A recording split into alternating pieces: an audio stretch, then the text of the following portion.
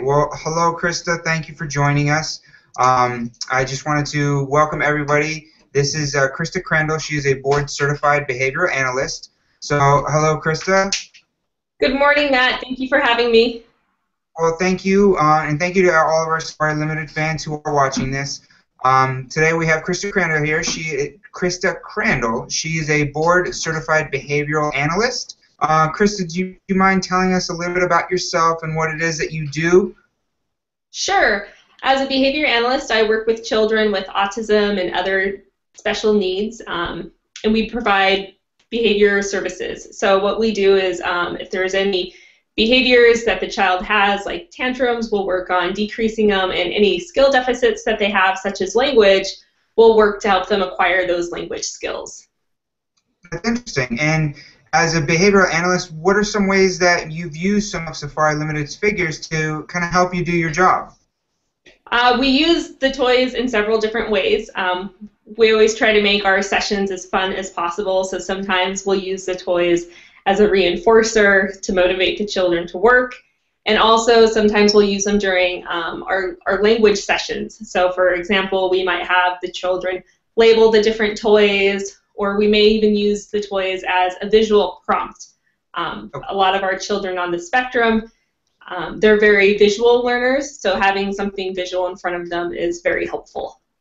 Okay, so when you're interacting with the kids and a client, what are some of the goals that you're trying to achieve when you're having your sessions with them?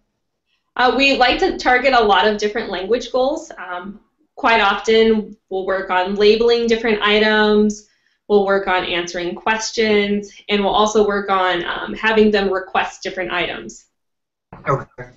Now, would you say that the variety and the details of Safari Ltd's figures are crucial to how you use them? It sounds like, you know, if you're having them ask for certain things and so forth, that you would need multiple different versions of those. Would you say that's a benefit? Oh, yes, definitely. I know in some of the tubes you'll have a theme and you'll have the same animal, but there will be different examples of them, which is great. It helps us to work on generalizing. So for example, if you're working on labeling different items and you have two different dogs and maybe one has brown fur and the other has orange fur, we want to make sure that the child can identify that both of those dogs are dogs. So having the variety is very beneficial. Okay, and the details of them, do they help for the children to learn what each animal is as they're using them to see, you know, what they would look like in real life?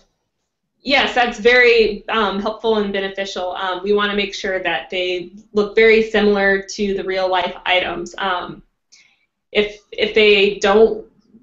they're not detailed, then it may be difficult for our children to label the items correctly. So having the details and the realness to life effect of the toys is very beneficial and helpful. Awesome. Now, would you suggest using the figures outside of your sessions to help in the natural child development areas? Would that be something that you would suggest so that maybe kids wouldn't have to go to see professionals like yourself?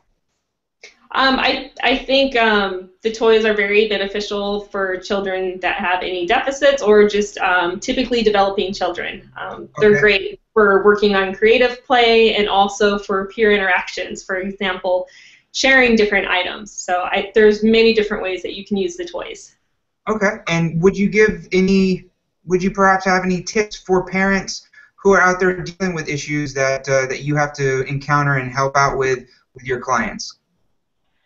Well, it kind of depends on what issue they're facing, but you know, one thing that I really do encourage my parents is whatever they see during session, you know, feel free to work on it when a therapist is not in the home. You know, children learn through modeled behavior, so if you model how to play with the items, and if you model labeling the toys, the children, that's another learning opportunity for the child. Gotcha. Well, Krista, thank you so much for your time this morning. Your answers have given us great insight into the work that you do, but also how, you know, child development can happen and can be such an important thing, you know, to keep an eye on. And we really look forward to using you down the road to do more sessions like this so that parents can learn. Our toys are for kids, but at the same time, parents should be involved as well, and so they can understand what's going on in a child's brain. So we look forward to having you down the road to do these types of interviews again. And so, again, just thank you for you taking the time to sit with us today. Thank you very much, Matt. Thank you for having me. All right, we'll talk to you soon. All right, thank you.